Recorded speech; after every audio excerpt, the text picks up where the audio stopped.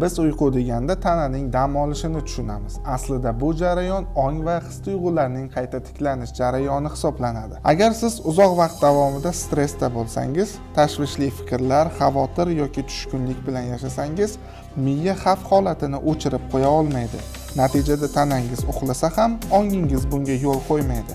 Psixologik nuqtai nazardan uyqusizlik nazoratni yo'qotishdan qo'rquv yoki ichki dialogni to'xtata olmaslikning natijasidir. Ko'pchiligimiz uxlagan vaqtimizda ham miyamiz ishlab turadi. Ertaga nima bo'ladi? Bugun aytgan gapim to'g'ri edimi? Va hokazo. Shuningdek, mukammal bo'lishga intilish, ishdagi bosim va bolalikdagi xavfsizlik hissining yo'qligi ham uyqu buzilishiga sabab bo'ladi.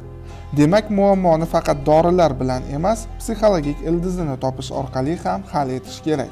Avvalo 1-2 savol bilan o'zimizni bezovta qilishimiz kerak. Meni nima bezovta qilyapti? Nega ongim tinchlana olmayapti? Mana shu savollarni berish esa sizning tinchalanishingiz uchun dastlabki qadamlardir.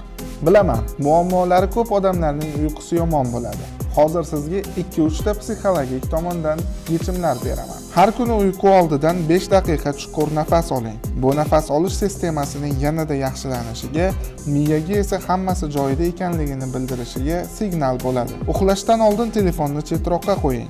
Yorug'lik bo'lmasin. Qorong'u xonada odam sokinlashadi. Unutmang, uyqusizlik juda ham xavotir olinadigan muammo emas. Lekin yechim topib, mutaxassislar bilan maslahatlashib, bu muammoni bartaraf etish salomatligingiz uchun foydali bo'ladi.